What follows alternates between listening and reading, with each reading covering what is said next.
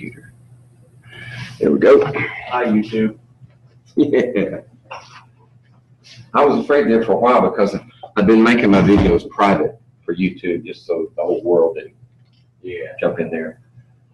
But I was afraid that you wouldn't have access to them if I didn't go in and say, and give email addresses for everybody in the class. So I just made them public for the semester, and I'll shut them down at the end. Makes sense. Okay, so we're getting into chapter 7 today. We might be able to make it through the whole chapter. That would be good. Then we won't have to squeeze chapter 8 into to that one day after spring break. Gases, liquids, and solids. So let's see what we're talking about. Oops. It's just a chapter outline. What are the physical properties of gases, liquids, and solids? Well, you can talk about the volume that they occupy. You can characterize them by their shape or by their density. That's a good one. So in general, the density of solids and liquids, they're pretty close together. They're not that far apart. But gas density is very low as compared to solids and liquids. Compressibility. Can you change the matter's volume by squeezing it? Generally speaking, liquids and solids don't compress. Now, of course, we found that water at 2 miles down the ocean is denser than water at the surface, so it is slightly compressible. But gases definitely are compressible. Thermal expansion. How much does the matter expand when you heat it? And there are values that you can assign to the solids, liquids, and gases in that respect. Those are just a few. And this came straight out of your book, so this is no big surprise.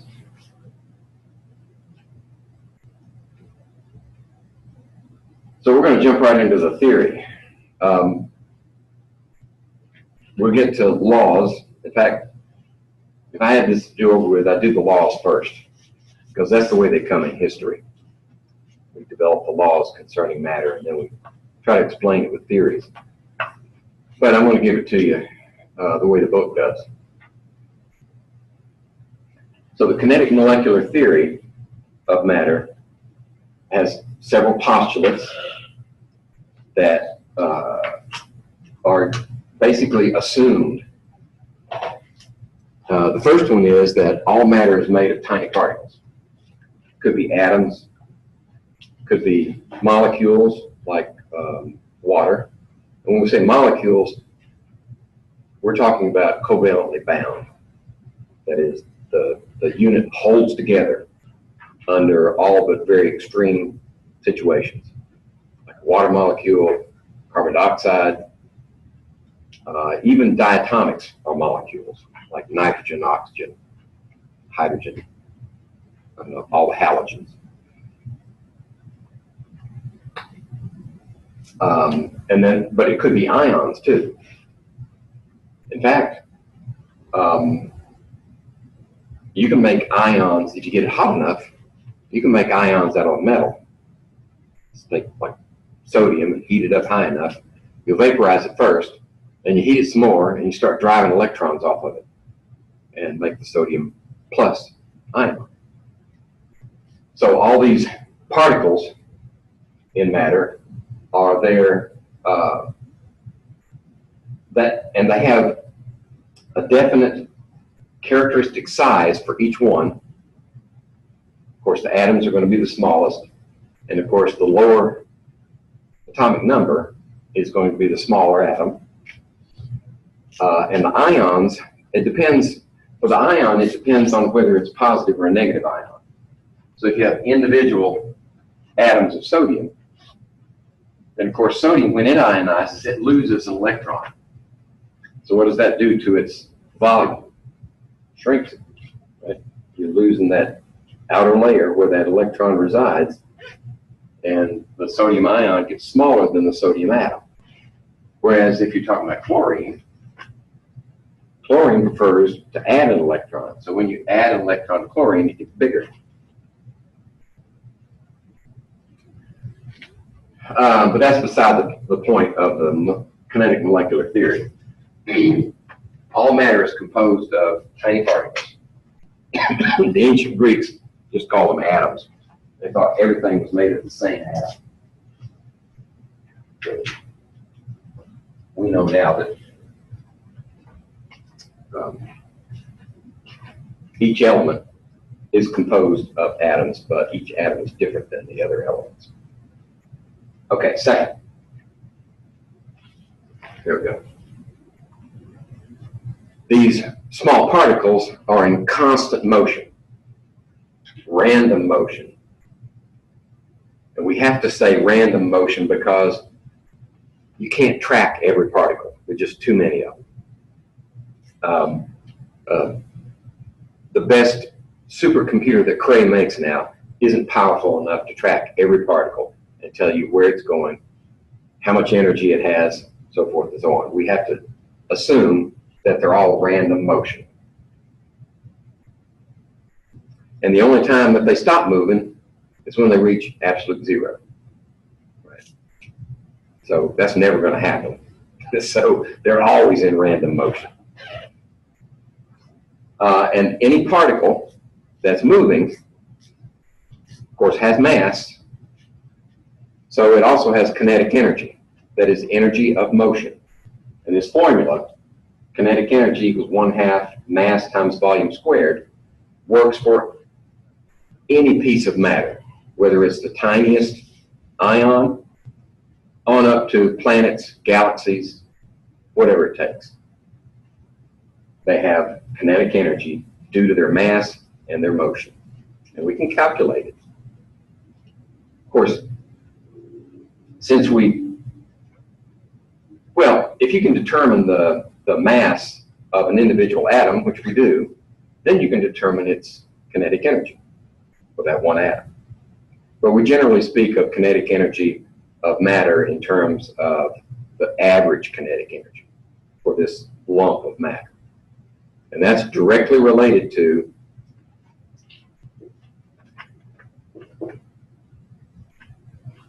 that means proportional to. Okay. Kinetic energy is directly proportional to temperature. Temperature is a measure of the average kinetic energy of all the atoms, all the particles in that lump of matter. So if we increase the temperature, we increase the kinetic energy on average. Some of them will be moving a little slower, some will be moving a little faster. Most of them are in the middle. 90% are pretty narrowly bound. You've always got some that are slow and some are fast.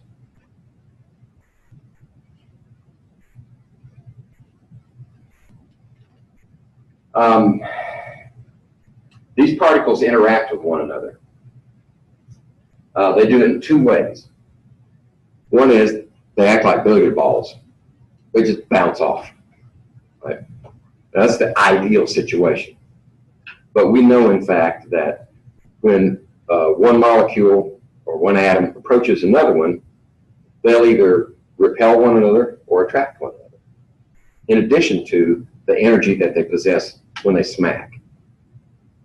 So if they have, like, water, and water is a polar molecule,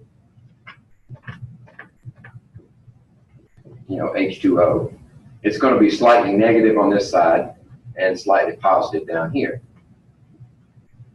So when they get close to one another, if they're oriented correctly, this side is going to be attracted to that side of the other molecule. So there's an attractive force there.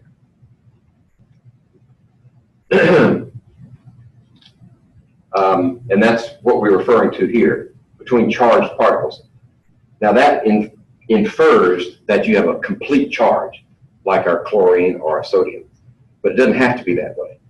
It can be a slight difference in charge. This symbol here is a small delta, the Greek letter delta. And it just means that there's a slight difference in charge on that molecule.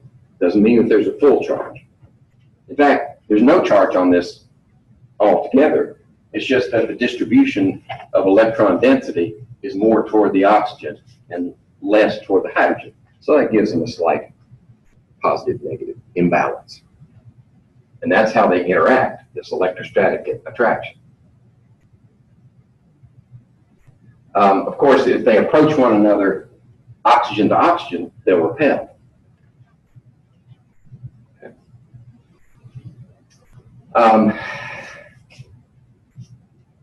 Now, there's always potential energy as well.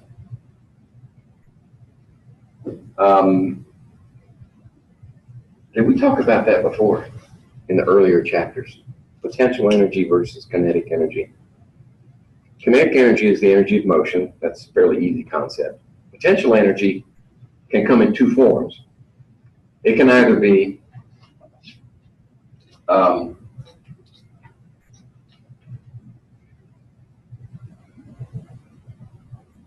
generally two forms. It can either be potential energy of position. So if I walk up on top of the building, I have to put energy into that effort to get up there. So I've stored energy in my position. I'm higher there than I am here, so I've got more potential energy when I'm standing up there on the roof. I can get that energy back. All I have to do is jump off the roof.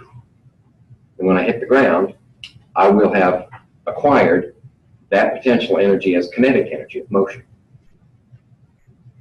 So it's conservation of energy. Can't make it, can't destroy it. You can only transform it.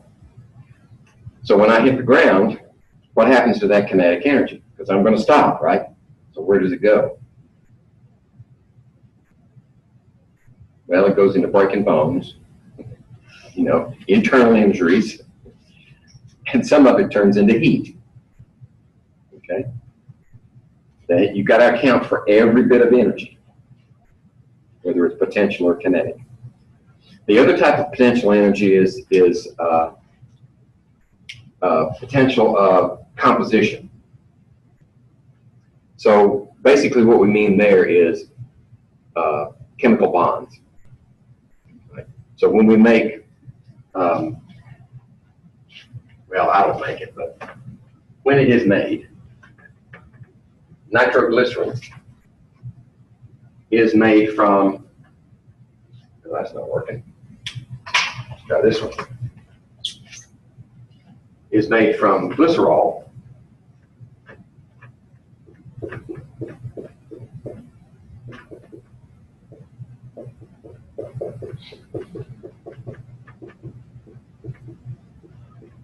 It's got 3 alcohols on it. They might have anatomy and physiology in here. Okay, so you know what a true fat is. It's a triglyceride. It's glycerol with the fatty acids attached right here. Okay. Nitroglycerin takes this part of the molecule and adds nitrate to these positions. And it does it by using nitric acid, concentrated nitric acid, plus some sulfuric acid. The reaction works better with sulfuric. Okay. You have to heat it up, so we're adding energy to the mixture. And when the nitroglycerin separates, it has stored some of that energy in those chemical bonds here. Like we'll have a, actually it's like this. 1, 2, 3. It's like that. 2, 4, 6, 8. No, it doesn't need that. Something like that. But there are 3 of them. So in these bonds is stored that energy. So that's your energy, your potential energy of composition. You can get it back. All you have to do is just take a little bit of it on the table and maybe play like my cat does with stuff. So if they see something on the table, they've got to touch it, right, until it lands on the floor. So if you do that with nitroglycerin, when it lands on the floor, boom, it's shock sensitive. So you get all that energy back in a hurry. That's why nitroglycerin was so dangerous, and why Alfred Nobel spent so much time trying to stabilize it, which he eventually did, and called it dynamite. Of course, dynamite is stable as long as it's not sweating. If you find a stick of dynamite that's got little beads of sweat on the outside, don't touch it, because that's nitroglycerin coming out. Run very far away. Yeah. First, you back away really slowly, and then when you get far enough, turn around and run. Don't breathe hard. Okay, so we've got tiny particles, and they're all in random motion, and they interact with one another. I already mentioned this one, didn't I? The kinetic energy they have is due to their motion, and that increases with temperature. So if you add heat and increase the temperature of the matter, all those tiny particles are going to be moving faster, and that translates into higher temperature.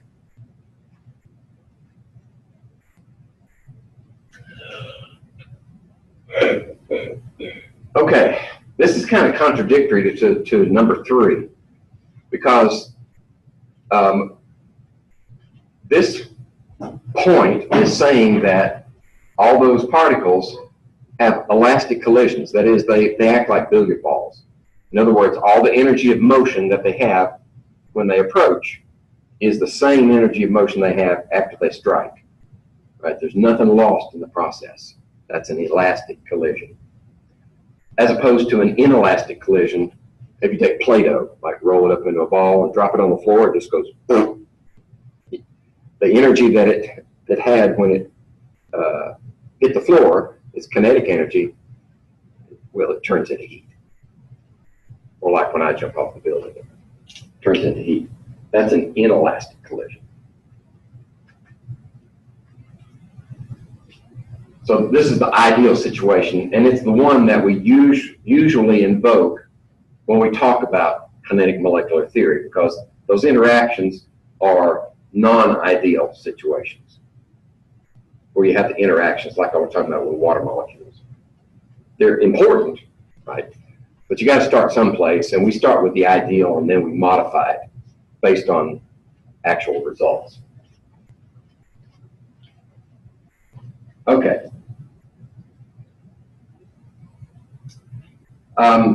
This is the author's concept of trying to explain how solids, liquids, and gases behave, how they transform from one to the other.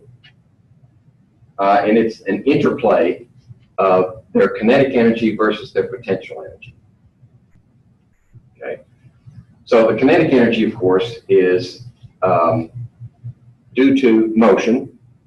And if we add heat, we change the kinetic energy. That's assuming we're not breaking any bonds and we're not forming new bonds like we did with nitroglycerin. That's a different situation. Potential energy refers to what are the forces that are holding the particles of matter together. Right? What are the forces of attraction, primarily, that are holding them together? That's called the potential energy of the matter.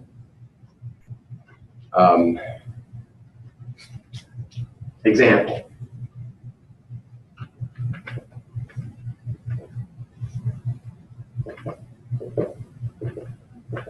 There's carbon dioxide. It's a linear molecule, so it's nonpolar. It doesn't have any differences in charge over the whole molecule.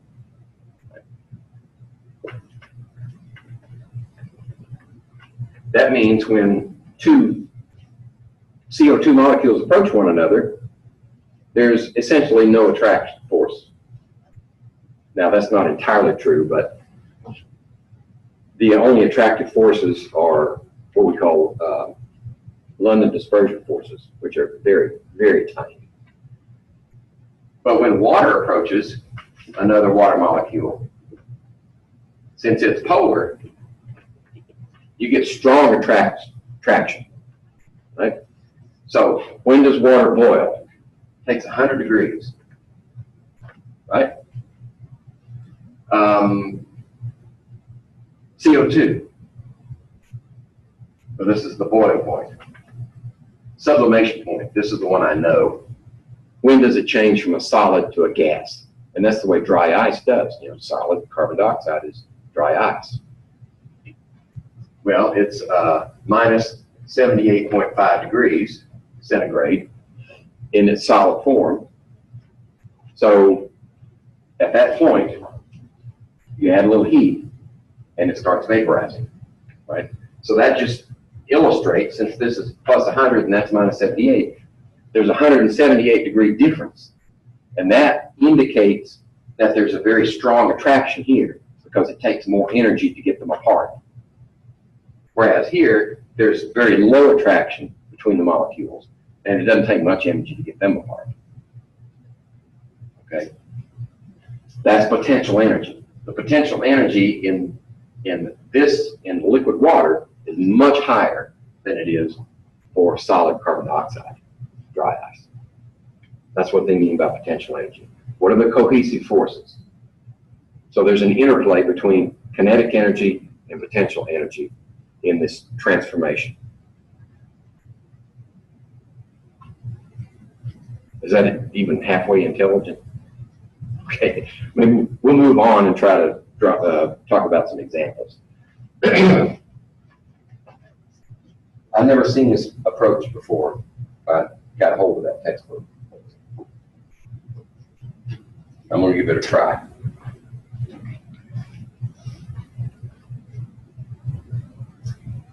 Okay, well, kinetic potential energy. All right. So what do we have in a solid? Well, let's describe our solid in its physical state. Those particles in the solid are very close together. They're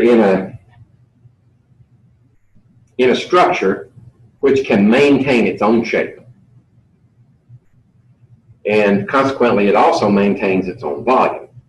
So that solid, you can lay it out on a table, doesn't need any kind of container. It maintains itself as long as you don't exceed its melting point. Right? So gallium would be, it will be a solid until you put it in your hand and it melts. It's got a low melting point. But generally speaking, the physical state of a solid dictates that the potential energy is dominant. The cohesive forces that hold it together mean that the potential energy is dominant over the kinetic energy. Okay?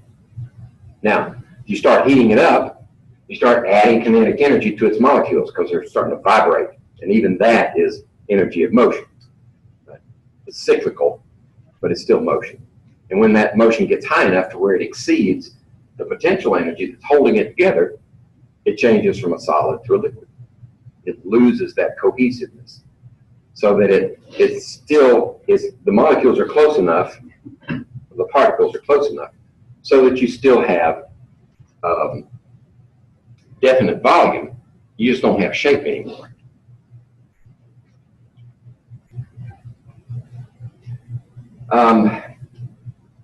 It's not always a regular pattern. When they say regular pattern, I think crystal structure. You know, everything's locked in place like that.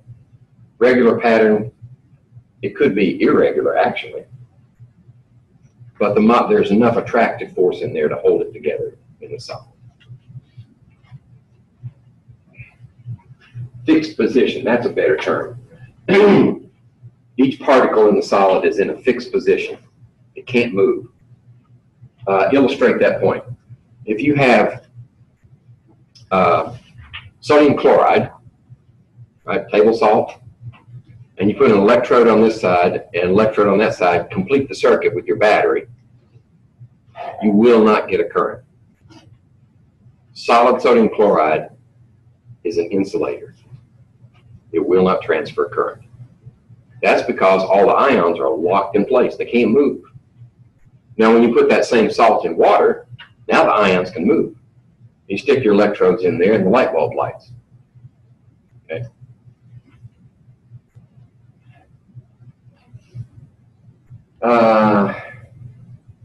I mentioned that definite volume, definite shape. That there are strong cohesive forces that hold together. That means that the potential energy dominates over the kinetic. They generally have a high density, that is high mass per unit volume. And water is like our reference point.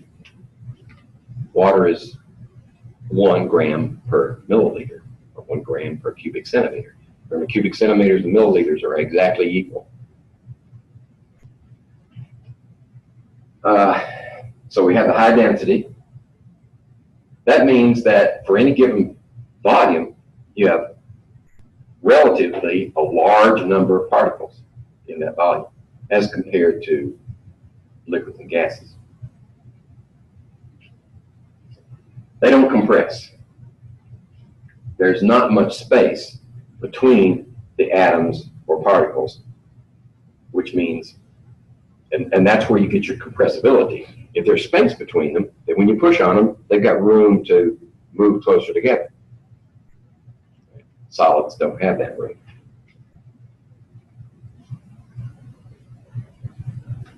Their thermal expansion is relatively low also. So when you increase the temperature, the kinetic energy,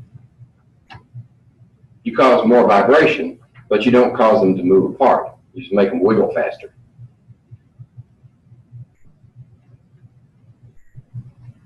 There is a little bit increase in volume, but not much. Because as they're moving back and forth, of course, the averages, they take up more room. So we have various metals that when you heat them up, they get longer. Right? Linear expansion, there's a coefficient for that. And thermostats use that effect. They'll get two. A thermostat will have a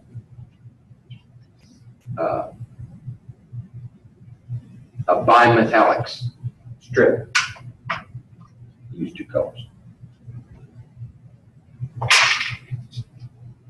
Right? And they'll be attached to one another. Like that.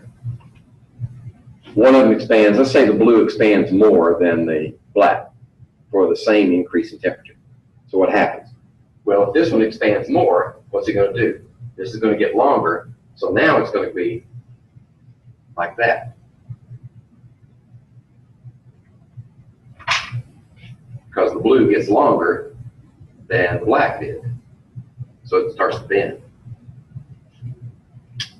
So what does that mean? Well, if you've got, it's usually spiral, but for illustration purposes, let's use straight. So what happens? Well, if you've got if you're attached here, and you let this move, and there's a contact point up here to complete the circuit. Right? Then as that moves, when this contacts that, completes the circuit, and your air conditioner turns on. If it gets too hot, as it gets hot, it moves up there, makes contact. So that's a practical use of the coefficient of expansion. So solids do change their volume with temperature. They just don't change very much. So that's why this is usually spiraled, and they attach the center, and then they let it. Because you need a very long piece in order to get a significant change in length. So how about liquids? Well, for liquids, the cohesive forces and the disruptive forces, that is the potential energy versus the kinetic energy, are about the same in magnitude. They sort of balance one another. The particles they're not really packed together. They're close to one another, but they're free to move past one another. So that's why we say the cohesive forces and the disruptive forces are about equal. And this constant random motion allows them to assume the volume of their container. Because you pour the liquid into a container, and the molecules are free to move around until they find the walls of the container, and then they find their own level, like water. So that's how the ancient Romans were able to build their aqueducts over miles and miles and miles. And over 100 feet, there would only be an inch drop in the elevation. So they could go from up there to Rome. It might be 200-foot drop, 300-foot drop overall. They used water level to judge how the masonry was being laid down correctly. And that's characteristic of liquids. They find their own level, no matter, as long as they're in the same container, like a long tube on both ends. If you fill the tube up, say you have a hose, garden hose, and you fill the hose up to right at the end, at the edge, and as long as you've got this level equal to that level, no matter how far apart they are, then you won't spill any water. But if you move this one a little lower, out the water goes.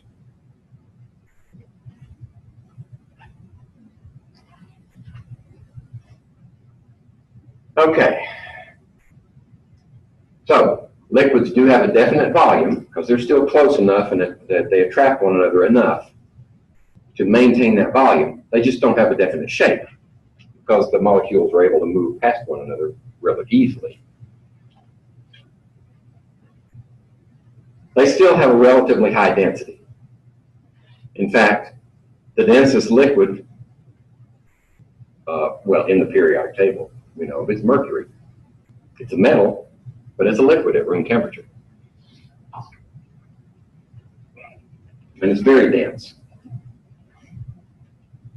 It's 10, 11 times denser than water.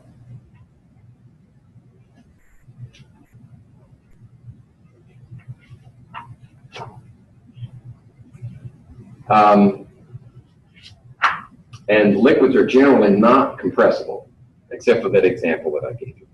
If you put enough pressure on them, they will compress. So at the bottom of the ocean, yeah, you can get significant changes in density. Oops. They also have a very relatively small thermal expansion. Most of their movement is vibrational. In other words, they don't move apart from one another. Now that also, you get the thermal expansion coefficients for liquids. But in order to take advantage of it, the liquid has to be confined in some kind of type of vessel. Right? So we have mercury in a vessel that's like this fat, you know, about like that, and you change the temperature by maybe 10 degrees. Is it going to look like it's changed any? No. Because how's it going to expand? Well, the only way it can expand is up, right? Because the walls hold it in place, and the top surface is free to move, so it'll move up and down. Now, if you got a laser interferometer, you know, you can measure it. But why bother? The thermometer solved that problem a couple of hundred years ago. What you do is, you've got an expansion of volume, right? So the change of volume with temperature is a certain amount. All right, so you have height times area is volume of a cylinder. Right? So you have a cylinder like that, and height, and then you have an area here, right? If the area is constant, then you're measuring a difference in height. So how do you modify the vessel so that you can see the height change? Well, if the volume change is the same overall, then you just make the area very small. And then the height change has to change a lot to make up that same volume, right? That's the way thermometers are made. They've got this very narrow, very tiny capillary bore inside the thermometer. That's so that you can see when you heat it, it expands a lot. And then you can just mark it off for your scale. So liquids do expand, they just don't expand very much. Gases, that's an entirely different story. When you go from a liquid to gas, the disruptive forces, the kinetic energy of a gas is far and away greater than the cohesive forces that would hold it together in, say, a liquid. So the kinetic energy dominates by far over the potential energy. The attractive forces are very weak, and for ideal gases, we consider them to be zero. Right? That's why the gas laws that we're going to study coming up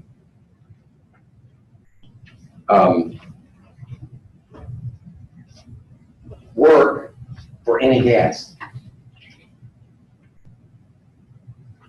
Because all gases behave the same. That's because there are basically no attractive forces, at least not at room temperature and 1 atmosphere pressure, or in that range. So these particles essentially move independent of one another. There's lots of space between them. Let's see, I went too far. There we go. So as a consequence, gases can't hold their own shape and they can't hold their own volume. They assume the shape of the container. They also assume the volume of the container.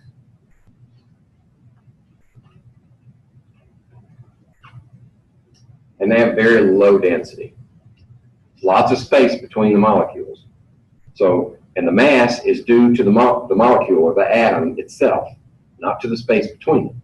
So if you have fewer atoms in a particular volume, the density is going to go way down.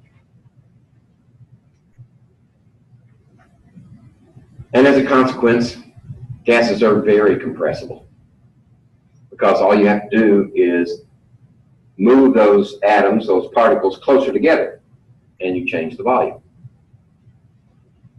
So they're squeezable.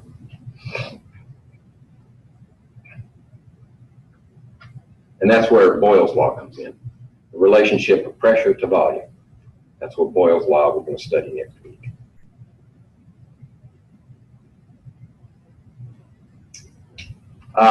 They do expand with temperature. So if we increase the temperature, we should see a change in volume, increase in volume. That's another law. That's Charles' law. So as the kinetic energy of these particles increase, they smack against the sides of the container.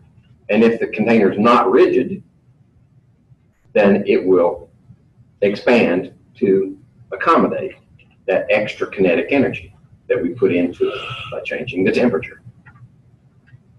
Right? So that's another postulate for the kinetic molecular theory. The molecules in the gas, or actually whatever is contained, are smacking the walls of the container. Right? And they're transferring some of that energy to the container. Otherwise, we wouldn't know what's inside. Right? You put a gauge in there to measure the pressure. If they didn't smack the walls of the container and transfer some energy to the container, then they wouldn't transfer any energy to the gauge. We wouldn't be able to tell what the pressure was.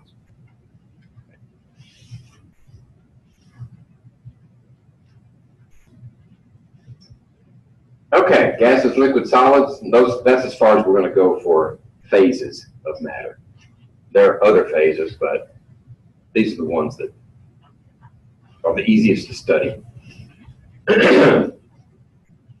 Okay, now that we've gotten the kinetic molecular theory out of the way, we're going back in time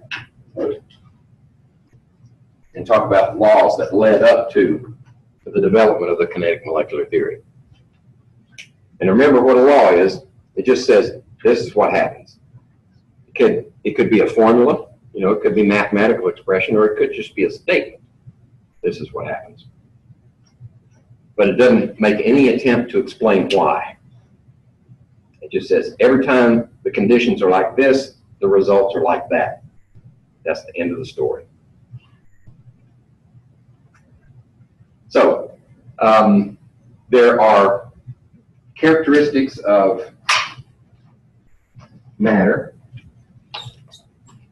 that we need to define. And gas, let's confine our arguments to gas for the next few slides. So we're going to talk about pressure and volume can be used to define a gas, but we also need to know temperature, and we need to know how much of the gas is in the container. That's moles. How many moles of gas are in the container? The mass of the gas in the container can be related to the moles, but it's not of any value for our gas law expressions. It's only in terms of moles, not in mass.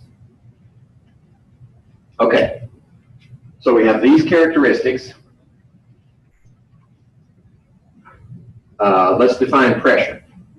Pressure is a force per unit area. Real simple. And the SI unit for that relates newtons per square meter. Right? That's the Pascal. We're not going to use that because it's just too unwieldy. It's useful in some circumstances, but we're going to use things like atmospheres. Right? In fact, that's an older expression of pressure. Atmospheres. One atmosphere is roughly equivalent to how much pressure is bearing down on you by the Earth's atmosphere at sea level. Okay. It was standardized, right? Because it will vary. I mean, you know that air pressure changes as a cold front moves through, or low pressure system or high pressure system, it will change. So for our purposes, one atmosphere equals 760 millimeters of mercury. What does that mean? Well, we need to know.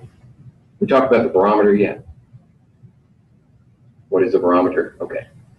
Torricelli developed the first reliable way to measure air pressure. And all he had to do was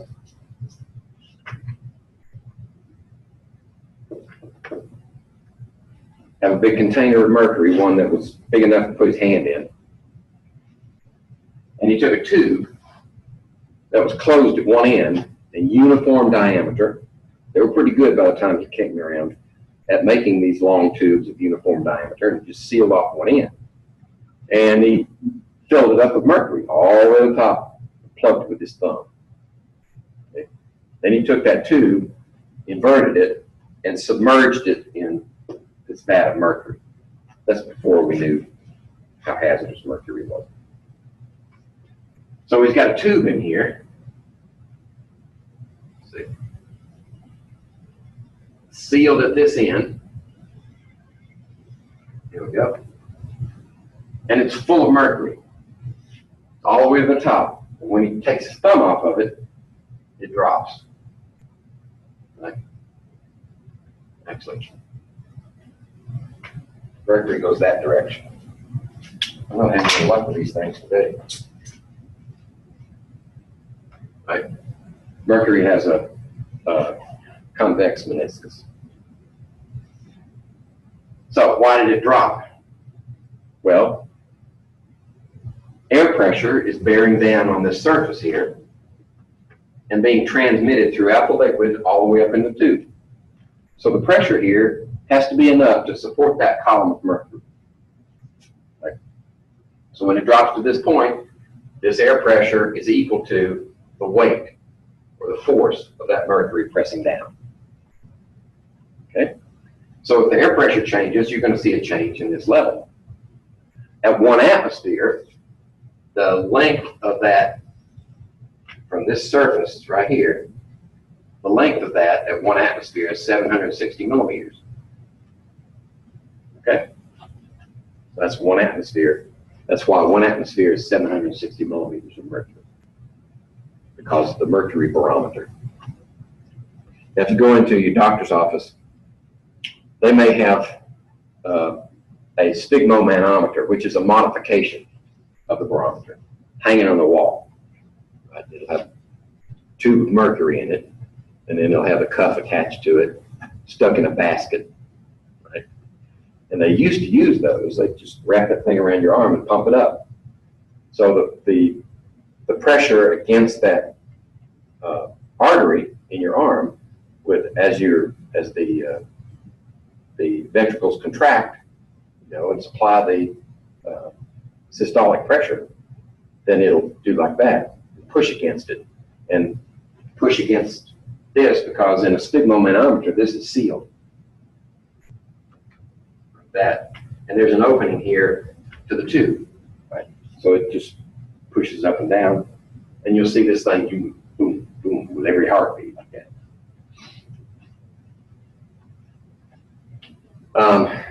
Where was I going with that?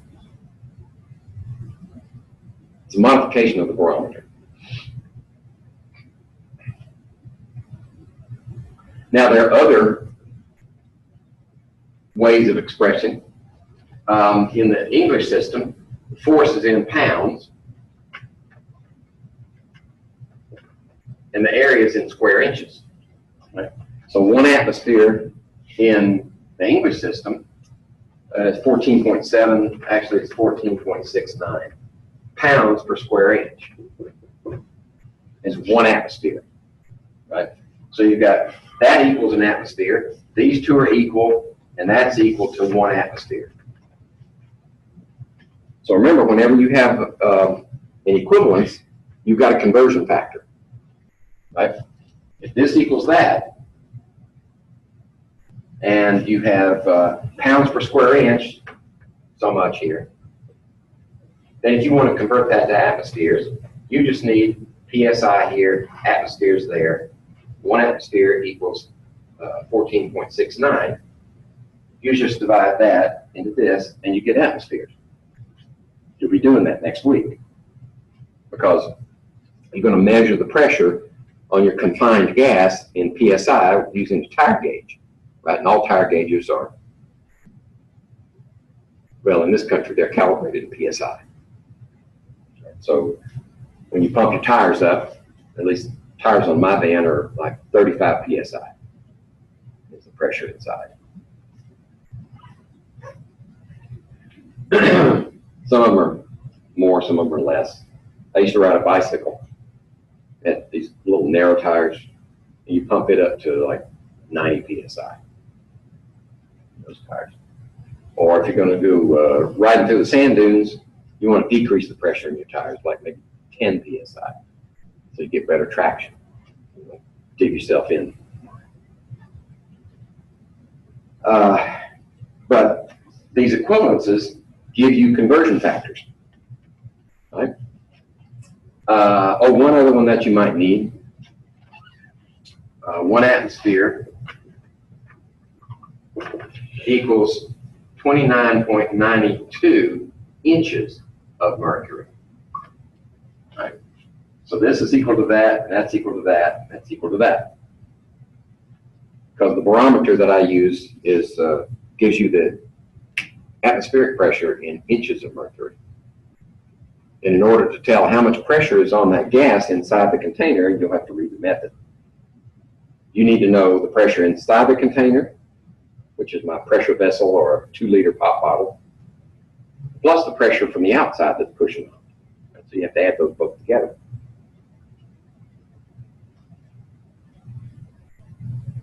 Here we go.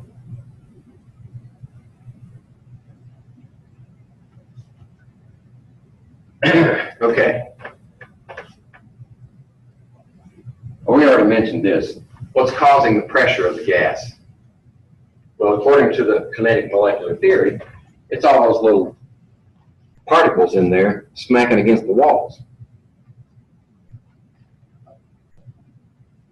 Oh, there's our barometer. One thing I didn't mention was this was the very first vacuum, right? Because before Torricelli took his thumb off, there was mercury up here. Now there's none. So what's in there? Nothing. Right? There might be a few mercury atoms escape from the surface, but not many. It's very low pressure, essentially a vacuum. So that was the first vacuum. So there are 4 variables: pressure, volume, temperature, and moles. Now for Boyle's law, the relationship here is between how does volume change when you change the pressure. How am I doing on time? Okay. We're going to move into lab time. Let's stop it. Let's see. Okay, I know where to stop if we run out of time. All right.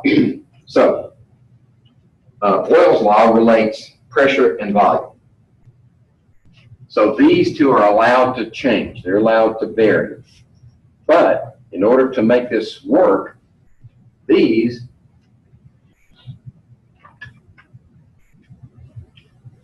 I got another one in here. You need new markers. Yeah. I have more. I'll just have to press hard. These have to be held constant. Temperature and moles. That is, you can't change the amount of gas in your container, and you can't change the temperature. But you can let the volume vary as you change the pressure. Right? So if the pressure changes and we're in control of the pressure, that means that's on the x-axis.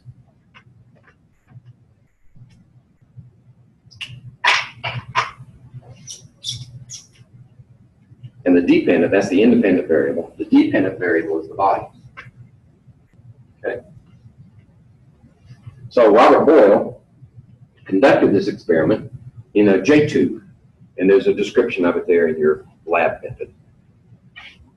It's just it's like Torricelli's tube, only the J tube is open at one end here, closed at the other end here. So Boyle just put mercury in here, and it started to pool up at the bottom, and it got more and more and more. And when it touched the inner crook of that J, it trapped the gas in here. So when it trapped the gas in there, that fixed the amount of gas. Can't change now. And then he kept adding it, adding mercury, and it would get up here. But this level over here was always lower than that level because there was resistance by the trapped gas pushing on the mercury. So the difference in pressure he just measured as the difference in height.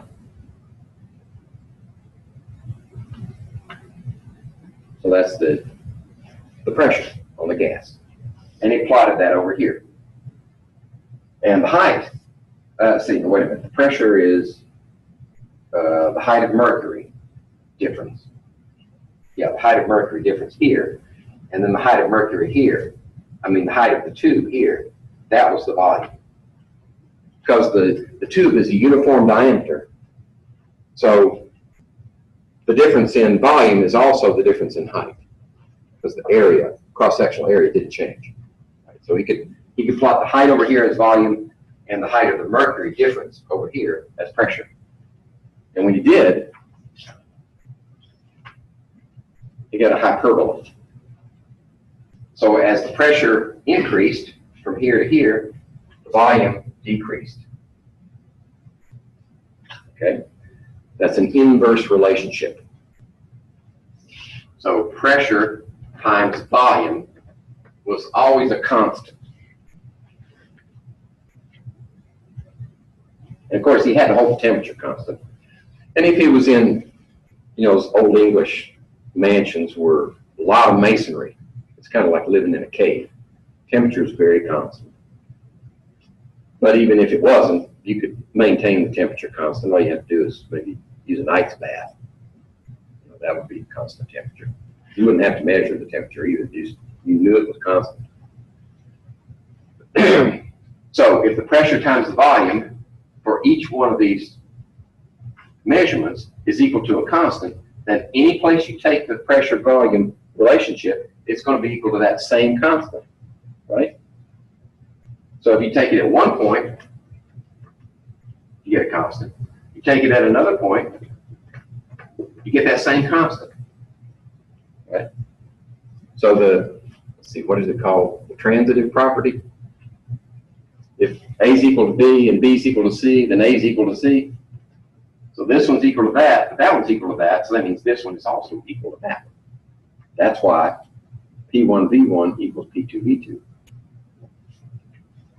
So this is the expression that you use if you're solving a problem where you have before and after information. Right? If you have pressure and volume given at the beginning, and then you change the pressure to something else, right here, then you can solve for that one unknown. Okay? It's like any algebraic expression. If there's only one unknown, you can solve for it. Any questions so far? Anytime you have a product equal to a constant, you have an inverse proportion. Because as one goes up, the other one has to go down in order to maintain that constant.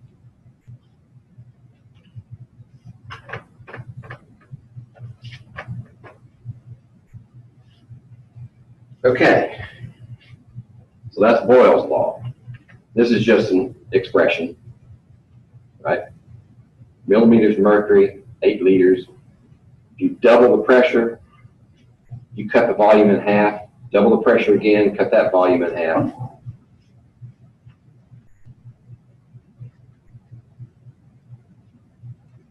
Okay.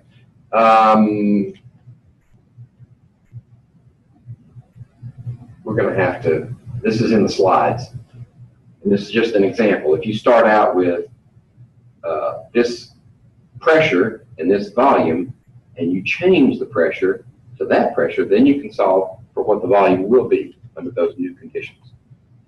Now, when you're solving problems like this, you want to look at the look at what's given and what type of problem is it, right? So a sample of helium gas occupies 12 liters and at 0.956 atmospheres. That's P1V1. Then the change gives you P2V2. Right? So we're going to change the pressure to this one. So that's P2. So what I like to do is get up here and write, I look at the problem and say, what are the factors that are changing? What are the factors that are important? Temperature is really not important except that it stays constant. So you have, I've decided that it's a Boyle's Law problem.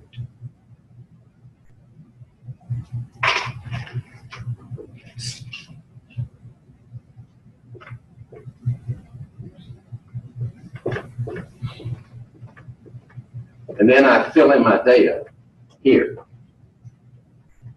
right?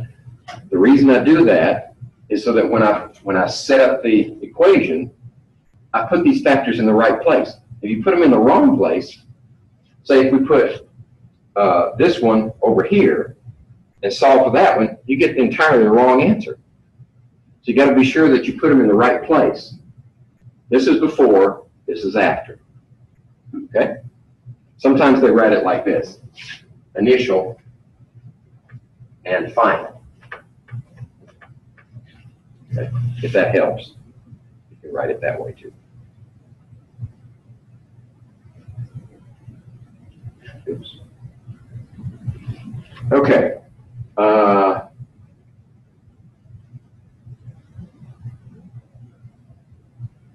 Skipped a lot of them, didn't I? Okay. The next one takes those factors, pressure, volume, temperature, and moles, and in this one, we hold pressure constant and moles constant and let these two vary. So what's the relationship between volume and temperature? So you generally start off with a volume at a given temperature, and you change the temperature and see what happens to the volume. So that means temperature is the independent variable and volume is the dependent. As it turns out, when you plot temperature against volume, you get a straight line. So as temperature goes up, volume goes up. Positive slope.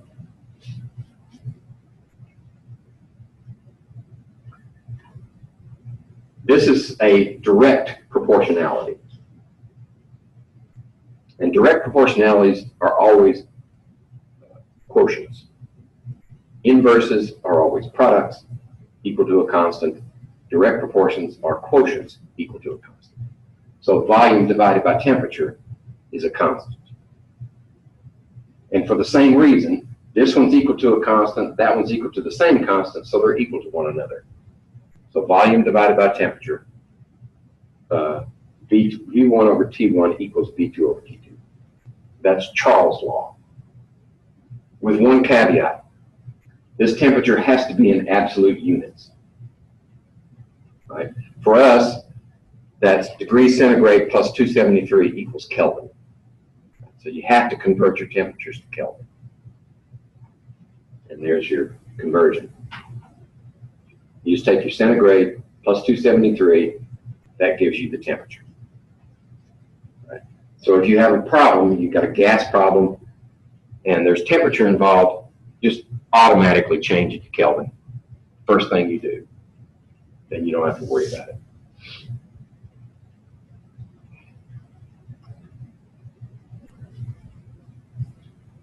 So how do we maintain, well, the moles, holding the moles constant is easy. You just have a trapped gas, and then if you don't let any gas in or let any gas out, you got the same number of moles. But how do you hold the pressure constant?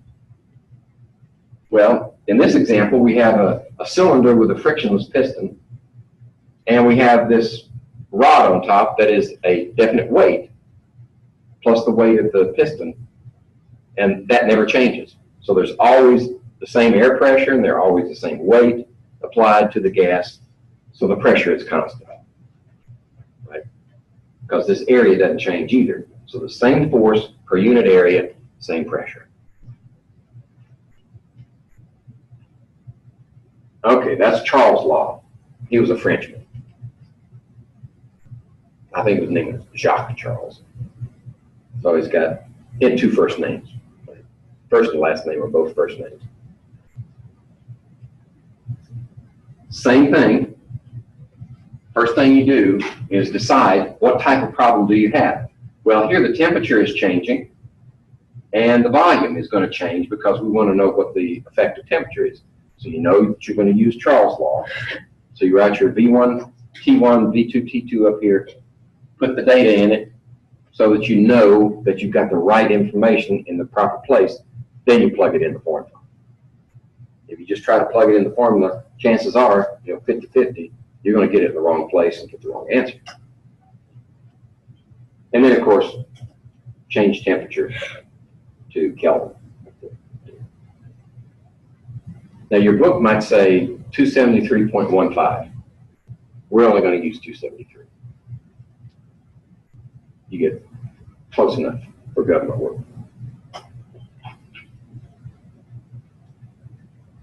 Now, combined gas law.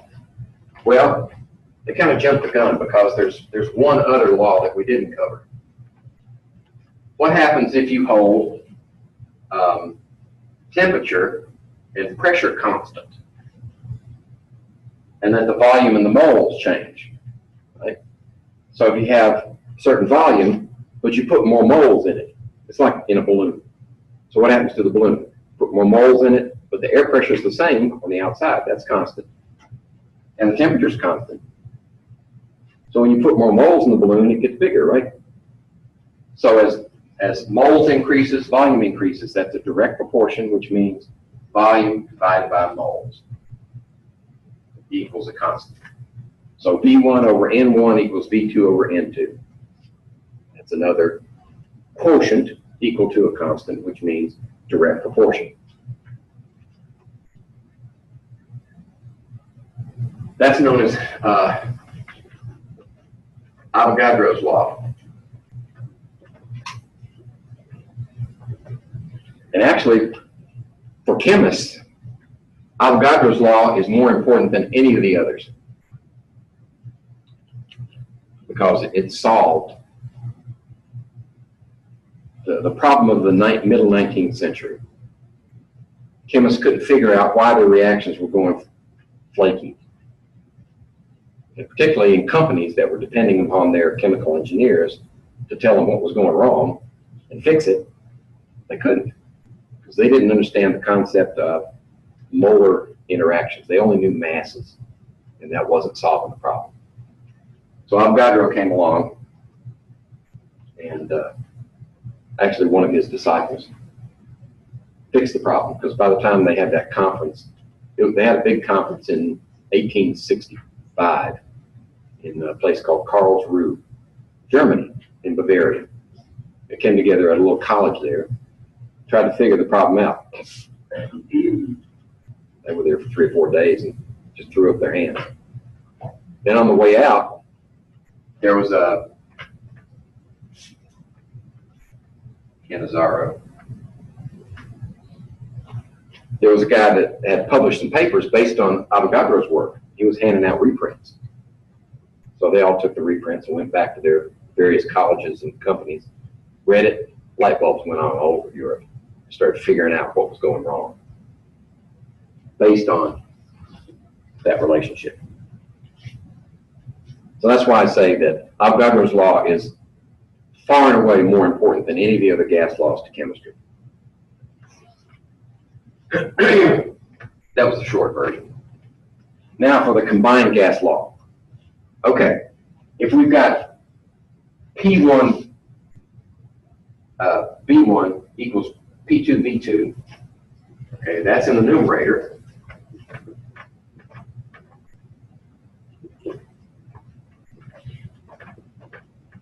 And then the relationship between volume and temperature, though, is numerator-denominator, isn't it? Okay? But it's also volume-moles relationship. There you go. So you can put them all together in one equation. P1 V1 over N1 T1 equals P2 V2 over N2 T2. That's the combined gas law. This one's incomplete, actually. I need to change that slide, fix it. So, when you have a combined gas law, what if you hold moles and temperature constant? Then those terms drop out, and you've got Boyle's law. If you hold pressure and moles constant, those terms drop out, and you've got Charles' law. If you hold pressure and temperature constant, those terms drop out, and you have Avogadro's law. So you can get all those laws from this equation. Just depends on which ones you hold constant, right? Because what happens if you hold them constant? Then they're equal to one another, and they cancel out, right? Simple algebra.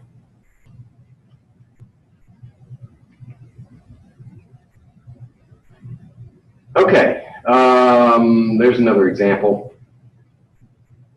So in this case, we're allowing more than 2 factors to vary. That's why you would need to invoke the combined gas law. When more than 2 factors are varying, pick out the combined gas law and fill in the terms that you know. Then the term that you don't know is the one you solve for. And there again, write your P, V's, T's, and N's up there and fill them in as 1s or 2s, befores and afters, just so that you don't stick them in the wrong place in your formula and get the wrong answer. Okay, all of those gas laws written like this, equivalences here, those are before-after versions. Right? If you know the before conditions and you know the after conditions with only one factor unknown, then you would use this structure to solve the problem. But what if you only know the conditions right now and it's missing one factor? Well, we have a solution for that too. It's called the ideal gas equation.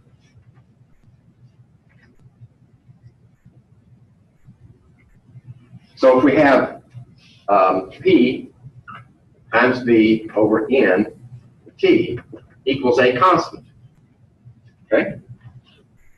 And that's the combined gas law, half of it equal to a constant. Well, if we fix these values and their units, then we also fix the value of that K, right?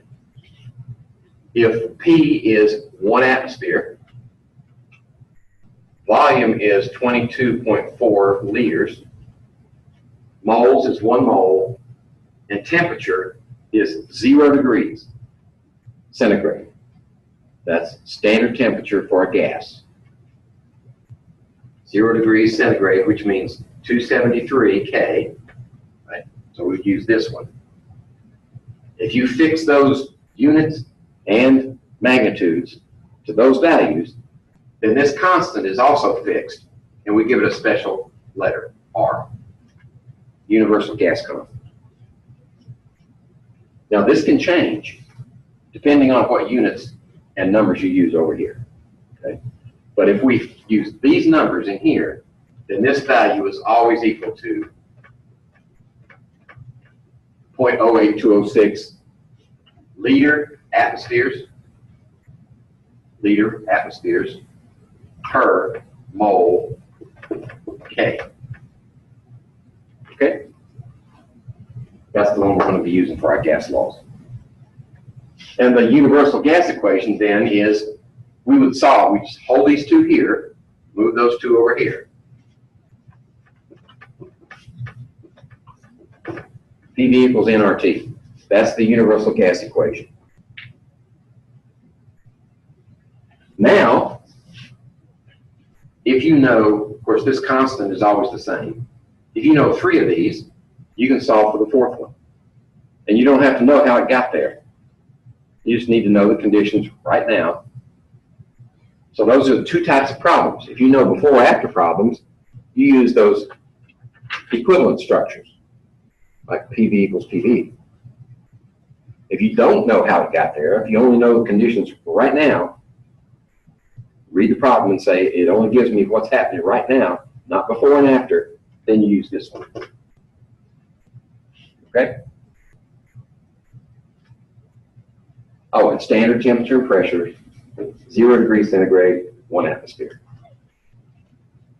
So if you ever see STP, in reference to gas laws, STP is 0 degrees centigrade and 1 atmosphere, which means 273 K. Later on, standard temperature and pressure means something different. Pressure is still the same, 1 atmosphere. But for other chemical reactions where solutions, solids, and liquids are involved, the temperature changes to 25 degrees centigrade. But I'll let you know when that happens.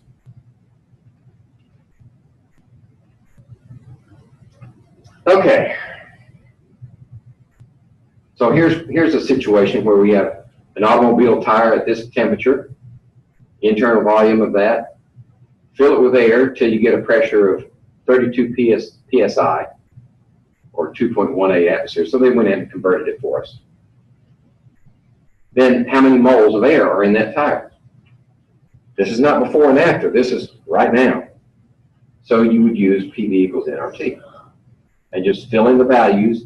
They have to be atmospheres, liters, K temperature, and then moles is the unknown. That's the trick with the ideal gas equation. If you're going to use this constant, then your units of measure have to be liters, atmospheres, moles, and K. If you don't use those measures or convert to those measurements, then this equation won't work. The constant dictates the units of measure for all of your unknowns. Okay? That's true in any equation. So if you want to know what units of measure to use in any equation, just look for the constant.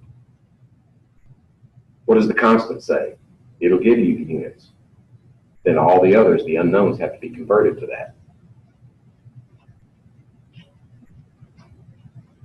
So here's what's the pressure if you have 304 liters? Okay, that one's good. Kilograms of helium. There's a problem. Because nowhere in this equation is kilograms. Mass isn't in here. Moles. So you'd have to convert kilograms of helium to moles of helium. And then convert temperatures to Kelvin. So we convert for that one. We convert for this one. We got this one. Then you can solve for P. Okay? So that's what this does. So there's your liters. Here's your conversion for moles, right? There's the molar mass, but it's in grams per mole. So this has to be converted to grams, which is why we multiply times 1,000. They're using 0.08201. I like 2.1. I like 8206. But it should work anyway. And then temperature conversion. And now we can convert solve for pressure into atmospheres. Okay. Here's the last topic for, this is section 7.8. We still have some time, so we could bleed over into the next sections. Well, we're going to talk about Dalton's law of partial pressures. So John Dalton, he did more than just come up with the atomic theory, Dalton's atomic theory. His law of partial pressures is quite valuable. All it says is, for a mixture of gases, like the air we breathe, the total pressure is simply the summation of the pressures that would be due to what's there in terms of this gas, that gas, that gas. So 1 atmosphere pressure is due to a partial pressure for nitrogen, which would be in the neighborhood of 0.79 atmospheres, and oxygen, which would be in the neighborhood of 0.2 atmospheres, and then everything else is 0.1 atmosphere. There's several gases mixed in there. That just says that the total is due to the summation of the partial pressures. Okay?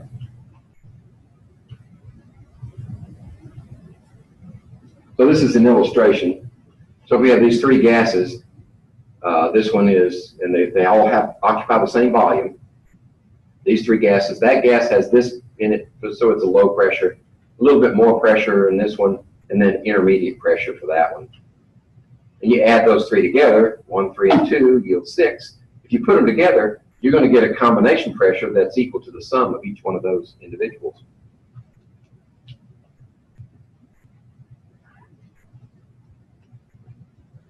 So what about this one? Say we have a mixture of oxygen, helium, and nitrogen. And the total pressure is 780 millimeters of mercury, so it's a little bit more than 1 atmosphere.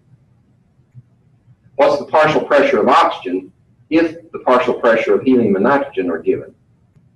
Right? So if we know the total, then the summation of each of these individual gases, we know the total is 780.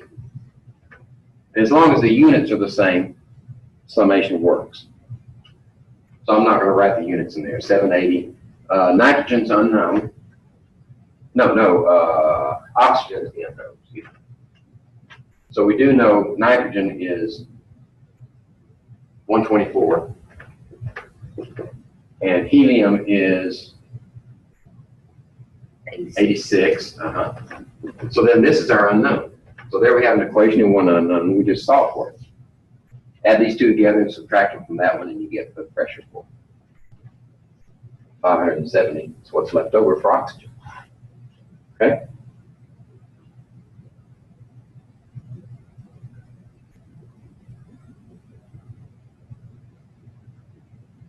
If you breathe that stuff, it'd be like that commercial on TV where the helium truck is crashed. They start talking. I think the black guy that stands up there is the actor that played Steve Urkel. Remember Steve Urkel? Really? Yeah. That's him. I looked it up because I could let that looks like Steve Urkel. Age progressed. Okay. So let's use partial pressure and universal gas equation to answer this question. Say we have a container at 45 degrees and we want to know what's the pressure after we open that valve and let them mix. Right? Because remember, when you put gases together, you always get a solution. Every time. It's a uniform, homogeneous mixture solution. The best way to deal with this problem is separately. So what would happen to the pressure if we open this valve into a vacuum on that side? Right? Then what would happen to this pressure if we open the vacuum on this side? So that treats the gases separately, but with Dalton's partial pressure law, once we know those pressures, just add them together and that gives us the total. Right? So the total volume is going to be the final volume for both of our scenarios is going to be 12 liters. Right? So we're going to go from 2 atmospheres and 9 liters to 12 liters, so what's the pressure? Right, so you have before and after. Boyle's law. Beginning pressure, beginning volume, final volume, solve for the pressure. Right. So there's the first one. Starting off at 2 atmospheres at 9 liters, that's supposed to be a time sign. And then we're going to solve for the final pressure because we took the volume from over here and put it down there. So we got 1.5 atmospheres. If we let this expand into a vacuum, so we do the same thing for the other one. Right? So the pressure, if this one expands into a vacuum, it's only 0.75 atmospheres. But the total pressure, add them together. Dalton's law of partial pressures. So after we open this valve, the pressure inside both of those containers will be 2.25 atmospheres. Okay? So actually combine 2 laws. Now let's see.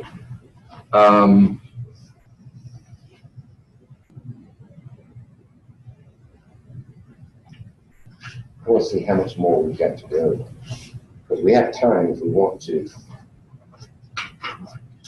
finish this whole thing. No. I'll tell you what.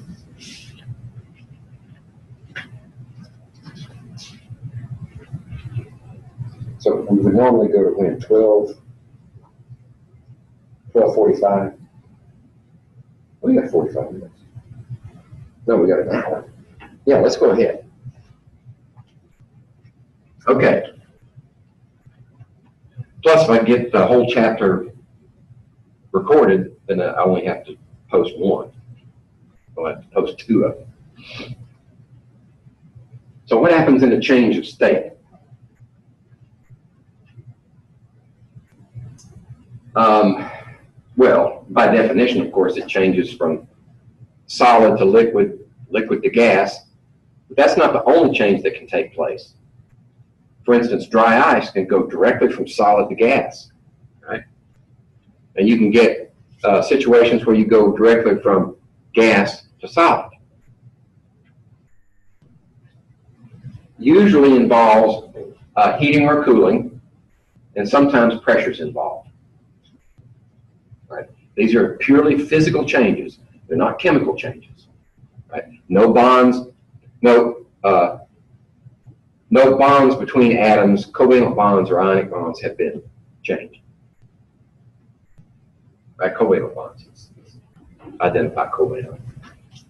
Because what happens if you heat salt, table salt, high enough? You start breaking the ionic bond between sodium and chlorine. You can liquefy sodium chloride. Believe it. You gotta get really hot. In fact, there are some nuclear reactor designs that use liquid sodium chloride as their heat transfer solution. Primarily because the specific heat capacity of liquid sodium chloride is very high, huge. So there's an efficient transfer of heat from a nuclear reactor to the boiler system. And you want to talk about salt water. Oh, there's no water in there. I know. This is pure salt, yeah. Okay, so these are the possible changes that can take place. Freezing, right, liquid to solid, or melting, solid to liquid, those are opposites of one another, the converse. Let's see, sublimation, going from solid to gas, or deposition, going from gas to solid, those are opposites of one another. And then evaporation, going from liquid to gas, has its opposite in condensation, from gas to liquid. Okay. So this is what it would look like in a diagram. So gas, liquid, solid. If you go stepwise, you get these two and then these two. But if you go direct from solid to gas, you get these two. Okay. So you have 6 possibilities, depending on the change done. And each one has a special name: evaporation, condensation, melting, freezing, sublimation, deposition. Now, the other point that needs to be made is, how are we doing this? Are we adding heat from the system, or are we removing heat from the system? It depends on the direction. If you add heat to go one direction, you take away heat to go the other direction. So if we're going from solid to liquid, melting, we're adding heat. So when you add heat to the system, like this is our solid, if we're adding heat to make it melt, that's an endothermic process, because heat is going into the solid to make it melt. If it happens to be a liquid and we want to freeze it, then we have to remove heat from it. That's exothermic, because heat is leaving the system, okay, to make it go from liquid to solid. So how about from liquid to gas? Well, if we're going to evaporate it, we have to add heat. That's endothermic. Heat released, going from gas to liquid by condensation, is exothermic. You have to remove heat. If we're sublimating, like going from dry ice to carbon dioxide gas, sublimate, heat is absorbed. Heat goes in to make it change from solid to gas. Now, what's that heat doing? It's increasing the kinetic energy of the particles in the substance. You add heat here, endothermic process. You add heat, make the molecules vibrate faster, vibrate so fast that they leave the surface. They turn from solid to gas like that. Takes that extra heat and turns it into kinetic energy, because the gas has more kinetic energy than the solid that it came from. Okay?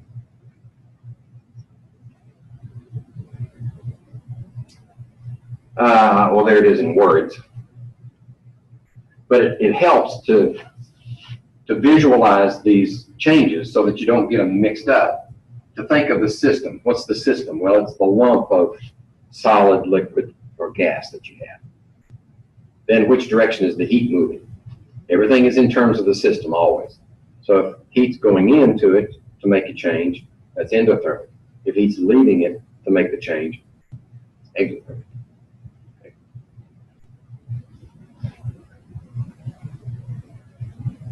Okay.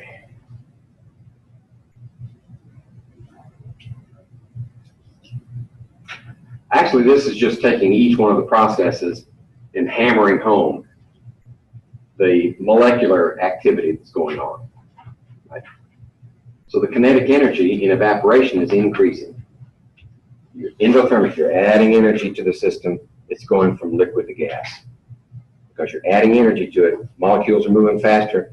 Eventually they move so fast that they escape as gases.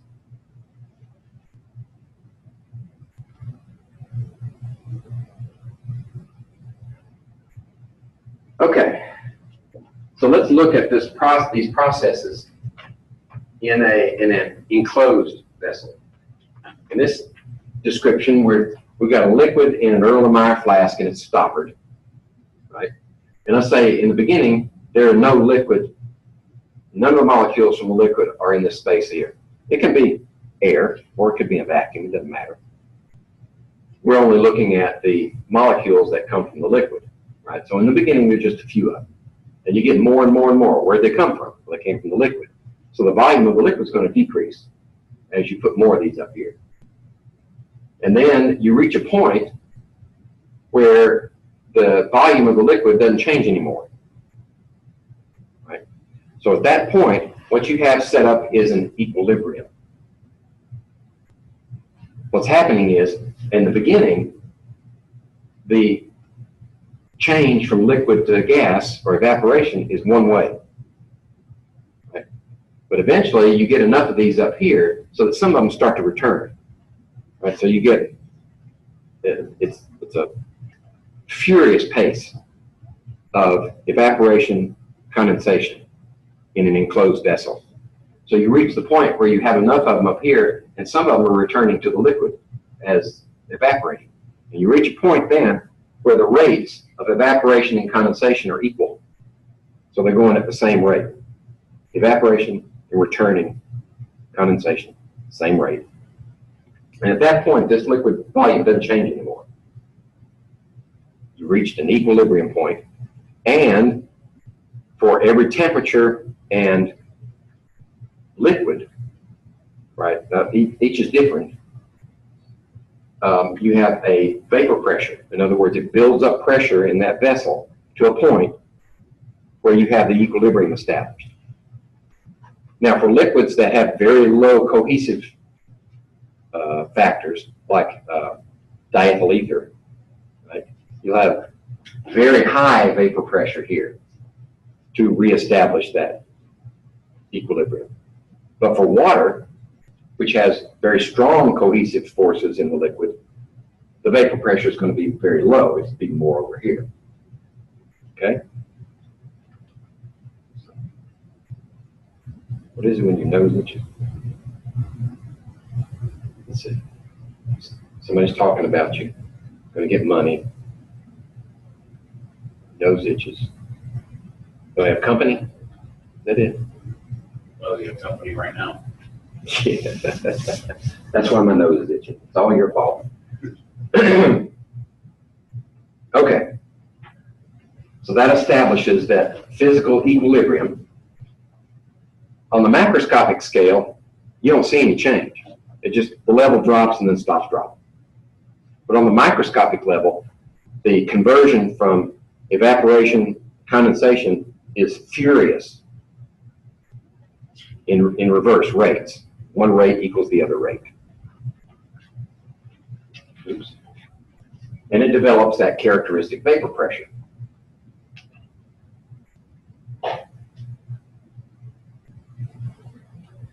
Right, that vapor pressure depends on the nature of the liquid and the temperature.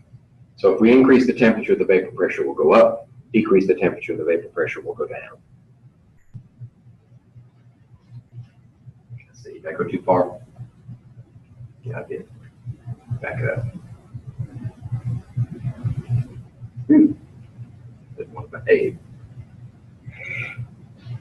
So, EPA has a list of organic compounds that are particularly volatile. And when they assess the potential hazard of a liquid, like for paints, they'll give you a value in there that says this is the volatile organic compound content of this thing. That way you know that if it has a very high volatile organic compound content, then it's likely to evaporate a lot of hazardous materials. So you don't want to use those in closed spaces. But it has very low volatile organic compound, VOCs, then you can use it safely indoors. That's why indoor paints now are water-based, very low VOCs. But some of the better paints to do certain jobs are very high VOCs. And you have to use those outdoors or with adequate ventilation. And those are the ones that if you need to thin your paint, you usually use paint thinner. Toluene is a good one.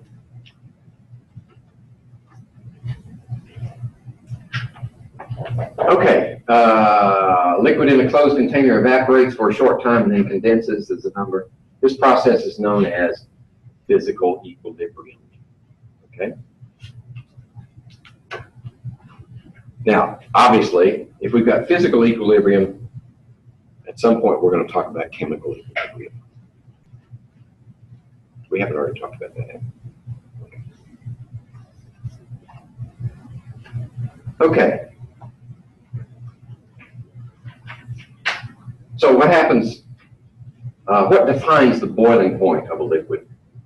Well, when the vapor pressure at the surface of the liquid is equal to the pressure bearing down on it, then it will begin to boil. Now that occurs for water. If there's 1 atmosphere pressure on the surface of water, that temperature occurs at 100 degrees centigrade. But if the vapor pressure, if the external pressure on top of the water is less, like we go to Denver, Colorado, mile high, then the water will boil at a lower pressure because you don't have to add as much energy to offset the external pressure. Okay? And at the top of Mount Everest, it's like, I don't know, 60 degrees centigrade. It's really low. That's why at higher altitudes, it takes you longer to boil an egg. I mean, hard boil an egg, because you can't get the water hot enough. Right? So that's why a lot of people that cook at higher altitudes do it in a pressure cooker. Otherwise, it'll take you forever to cook your food. Okay. The normal boiling point. That's the temperature at which the liquid boils under 1 atmosphere pressure. Right? So standard pressure, what's the boiling point? Changes with elevation. And it has everything to do with what's the pressure on the surface of the liquid. So if you use a pressure cooker, of course, as you boil, as you heat up the liquid, the pressure in the cooker builds up, right? And it won't boil until the pressure in the liquid at a certain temperature exceeds the head pressure that you allow. That's why all pressure cookers have those little caps on top, and you can change them, right? You just put the cap on there with no rings on it, and it's 5 psi. Put 1 ring on it, it's 10 psi. Put the 3rd ring on it, it's 15 psi. Is the opposing pressure. And usually, if you're going to sterilize something, you go to 15 psi, and you do it for 20 minutes. Once you reach that, it starts hissing out that top. It's balance the pressure on that cap, and 15 psi for 20 minutes will sterilize.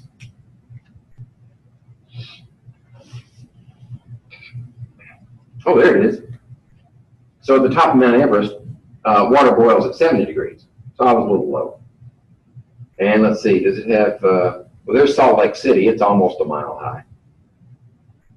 It's 96 degrees. So Denver might be 95 degrees. So it's just a little lower in temperature.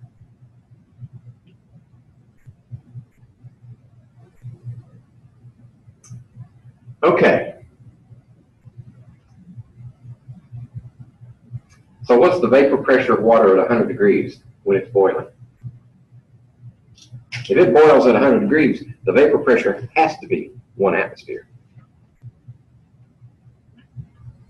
Right? Can't be anything else. It has to be 1 atmosphere.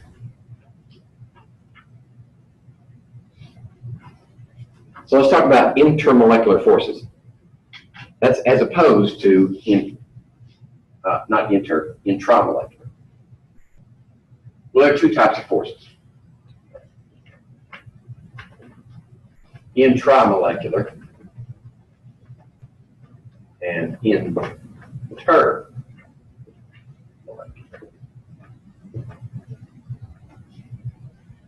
One's outside the molecule, one's inside the molecule. Right? So these intramoleculars forces are those that hold molecules together, like covalent bonds, for instance, where you share electrons. Those are intramolecular forces. Intermolecular forces are those forces that hold separate molecules together, right? And they're generally weaker than these forces, right? If they were stronger than these forces, then we'd be talking about these as intramoleculars. They just, by definition, the intramolecular forces have to be stronger than the intermolecular forces. There's some circumstances where that's not true, but there's special cases. Generally speaking, the forces between molecules are weaker than the forces within molecules. Oops. Oops, going backwards, sorry. These are the main types. Okay, when you get 2 molecules approach one another, how can they interact? Well, they could interact as dipole-dipole. So what do I mean by that? Well, we use water again. So remember the dipole on each bond is toward the oxygen. It's more electronegative. It pulls on electrons much stronger than hydrogen. So its dipole is going to be like that. And this one will be like that.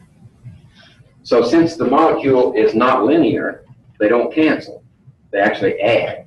So overall, the dipole on the water molecule is like that. Right? So when you have a polar molecule, you get alignment in such a way that they attract one another. That's the dipole-dipole interaction. Dipole on one molecule contributes to the dipole on the other molecule when they interact. So that's dipole-dipole. Now, there's a special kind of dipole interaction called the hydrogen bond. And water is a good example of that. You have to have an electronegative atom here and hydrogen. So it works for water, and you get another water molecule here. And then that bond between hydrogen and oxygen is the hydrogen bond. And it's generally the stronger of the dipole-dipole interactions, or hydrogen bonds. But it can happen with other molecules like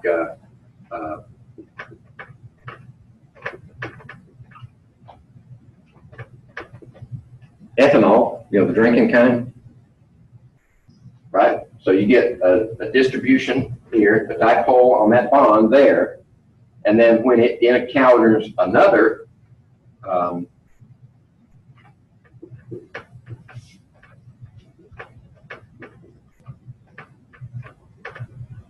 ethanol molecule, you get that hydrogen bond between those molecules like that.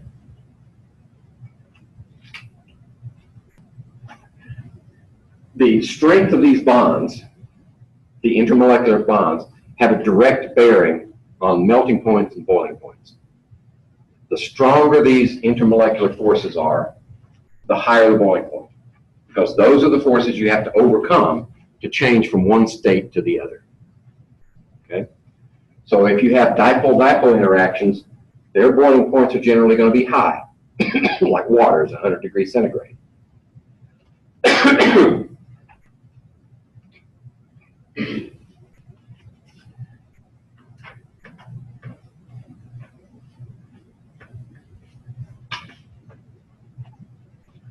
So, if you don't have those, if you have nonpolar molecules, or you have inert gases, for that matter, you can still have attractions, but they're much, much weaker. Those are the London dispersion forces. So if you have a nonpolar molecule, what you have is, let's use a hydrocarbon. 1, 2, 3, 4, 5. This is pentane, right? It's a nonpolar molecule. The only way that it can attract other pentane molecules in a pure liquid is by London dispersion forces. So what happens? This happens on the nanosecond scale. It comes and goes very quickly. But electrons are mobile. They move all over the place. If they happen to congregate just a little bit more toward this end, then that leaves this one also positive, right? Get a difference in charge, just for an instant. For that instant, then any molecules that sit right next to them, other pentane molecules sitting right next to them, this negative is going to repel electrons from this end and push them over to that end and leave this one slightly positive and that one negative, right? Just for that instant. But for that instant, you get that attraction between positive and negative. Okay? That's a London dispersion force. It happens very quickly and then it's gone. So the forces that are involved are much, much weaker than dipole interactions. How do we know that they're even there? Well, look at the noble gases, right? So argon, krypton, xenon, neon, helium. They can't have dipole interactions, right? Because they're just single atoms. There's no dipole there. But they don't stay gases all the way down to as cold as you can get them. They eventually condense. So that means when they condense, there's sufficient attraction between the atoms to turn them from gas to liquid. Okay? The only explanation to that is momentary redistribution of charge. That's the evidence for London dispersion forces. Now, you can have also ion-ion interactions, right? Like sodium chloride. Some authors prefer to include that in intramolecular forces as an ionic bond. But if you have ions in, say, water, right? Sodium chloride in water, how do they interact? Well, you have the ions interacting with the dipoles of the water. That's why sodium chloride dissolves very quickly in water. Because the intermolecular, this is one of those cases where the intermolecular force of water pulling on the ions in the salt cube are stronger than the ion-ion interactions that hold it together. So they just rip it apart. Okay. Oops. Dipole-dipole, okay, I've described that already. Hydrogen bonds, describe that, you need a very electronegative element, like fluorine, oxygen, nitrogen. They qualify. So instead of oxygen with hydrogen, you could have nitrogen, hydrogen, like in ammonia or some amine. What's an amine? I use a term that I didn't define yet. Some R group there. It could be anything.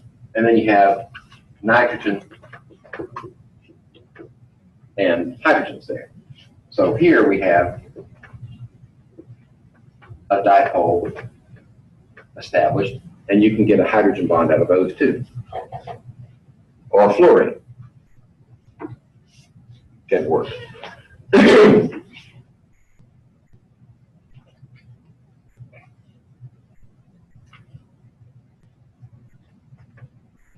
Okay. Two factors affect the strength of the hydrogen bond.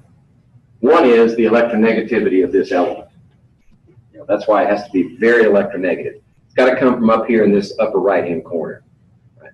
That's where the high electronegative elements are. Fluorine being the highest at 4.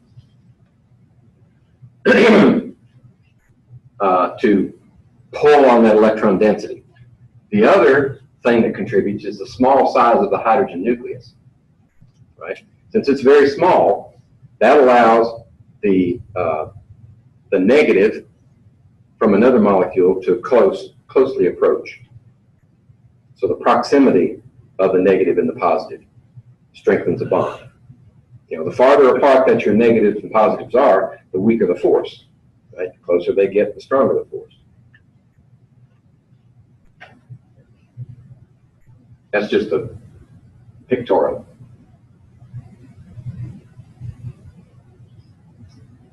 And I mentioned this earlier also. So for liquids that have hydrogen bonding, their vapor pressures are much lower. So the vapor pressure goes down as the hydrogen bonding goes up. Simply because these molecules are being restrained from leaving the surface of the liquid by those forces.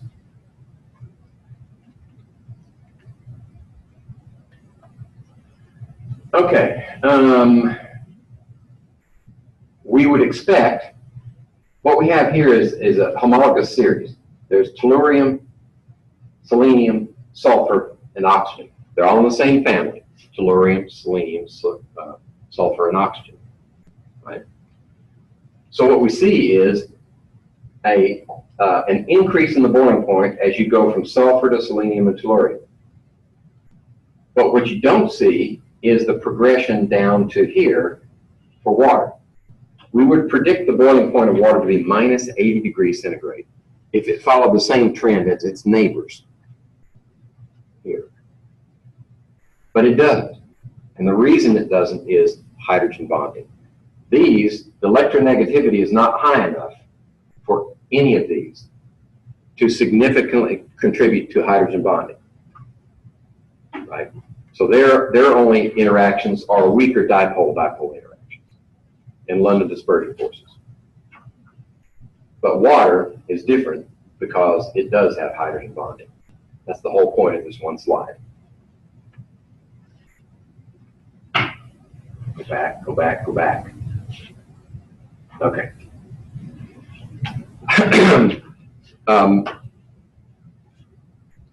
Whatever other forces you have, the dipole-dipoles, the dipole-ionic, the London dispersion forces are always there underneath. They're just so weak, you don't see them. They don't contribute significantly to the attractions.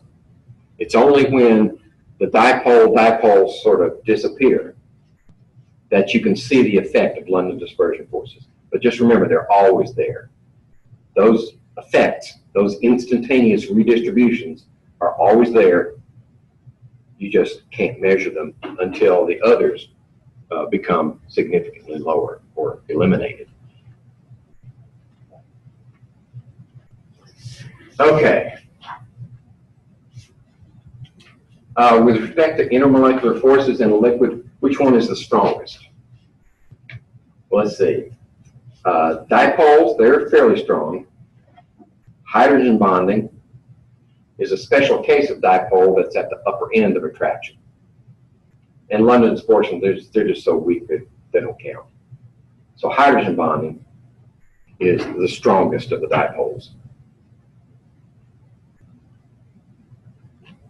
Generally speaking, the intramolecular bonds are much stronger than the intermoleculars. If that were not true, then it would be very easy to break apart molecules with these intermolecular forces. And that doesn't happen. Which one of these has stronger intermolecular forces? Look at the polarity. Like the water molecule, well, it's not here anymore, okay? But it's a polar molecule, whereas dinitrogen is not, right? If you draw, I mean, you wouldn't even have to draw the correct Lewis structure for nitrogen. Just note that it's like this and like that. They're equal in electronegativity, so that means they pull equally on electrons. It's nonpolar. So nonpolar versus polar means that the polar is the stronger, right? Oops. And you can consider the boiling point. So what's the boiling point of water? 100 degrees centigrade. What's the boiling point of nitrogen? I just happen to know it. Minus 195 degrees centigrade. So it's almost 200 degrees colder than water.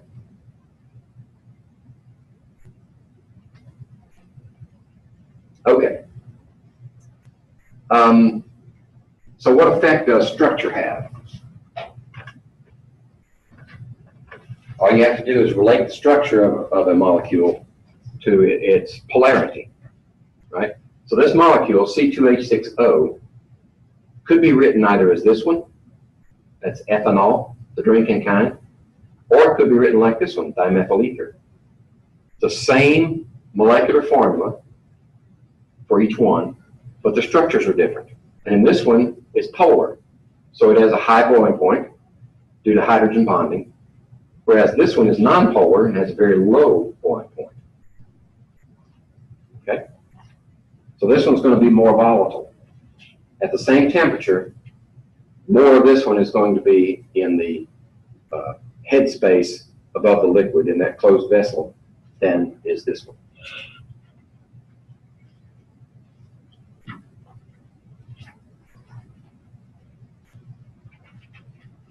Okay, so what do we mean by ideal behavior? Ideal behavior requires that the liquid, or the gas actually, requires that the gas, according to the kinetic molecular theory, it requires that the gases act like billiard balls when they smack each other. If there's any attractive force at all, then you get a deviation from ideal behavior. So you just have to look at the gas and say, all right, is that one polar or nonpolar? Nonpolar. It's going to be very close to ideal behavior. How about this one? Carbon monoxide. You've got carbon and oxygen which have differences in the way they attract electrons. So it's going to be more polar than this one, which means it's going to have intermolecular interactions, significant intermolecular interactions, which will deviate from ideal behavior. So that one is the more ideal. Now, generally speaking, two conditions will make a gas behave more ideally. High temperature, low pressure. If you have those two, then virtually every gas behaves ideally. So what do I mean by high temperature and low pressure? High temperature relative to absolute zero, right? So at standard temperature is 0 degrees, that's 273 K, that's high temperature. So room temperature is high temperature. Right? Most gases are going to behave ideally at room temperature. Low pressure, what's low pressure? Low pressure relative to bottom of the ocean. So 1 atmosphere pressure is considered low pressure. Right? High pressure would be like 100 psi. 2,000 atmospheres. Okay. So if you've got these two conditions, you're virtually guaranteed ideal behavior.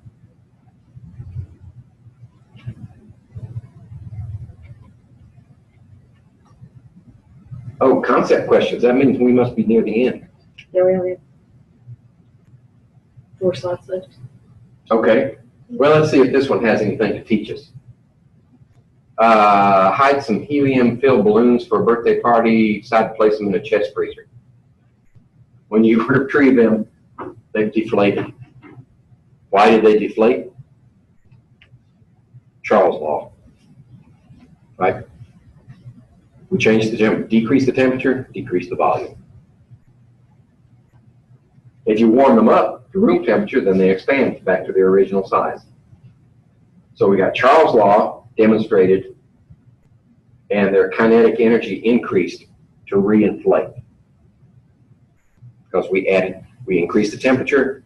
Temperature is a measure of average kinetic energy, so we increased the kinetic energy to accomplish Charles' law. Oops. Let's see, gas-water displacement experiment. Okay, so I'm gonna have to draw you a picture.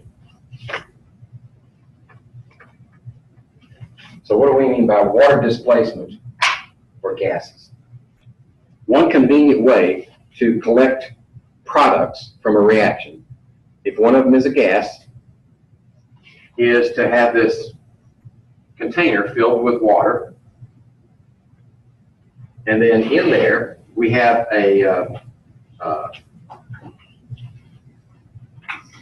like that, maybe an inverted flask. And this flask starts out full of water. We just fill it up and then invert it, just like Torricelli did with his barometer. Then we have our reaction vessel over here.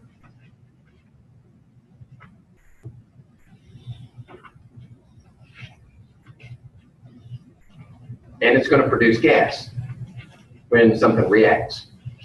So the gas goes over here, and it bubbles up here and displaces the water. So we can catch the gas in this container by displacing water. That's what they need here, water displacement. So how do we know how much gas we have in that container? Well, if we know all the conditions, PV equals nRT, right? If we know pressure, right? Pressure on the surface of a liquid, like atmospheric pressure. We know the volume, right? Because we're calibrated here, we can measure the volume inside that container. We know the gas constant, and we know the temperature, right? So we can calculate how many moles of gas are in that container as a product, right? What's the problem? Water has a significant vapor pressure. So you're not going to have just your gas. You're going to have your gas plus water vapor. So you've got to have a way to separate the two. Fortunately, we have tables. At a given temperature, the vapor pressure of water is known. So all you have to do is look up the temperature in your table. Whatever the temperature is, that'll give you the vapor pressure of water at that temperature. Subtract it from here, and that gives you the moles of gas. There you have it. And that's what this experiment was all about. Oh, we're going to go through it. Okay. So I've given it to you. This is what you do. At that temperature, the vapor pressure of water is 18 millimeters of mercury. Not very high, but it's significant. And it'll influence the results of your reaction.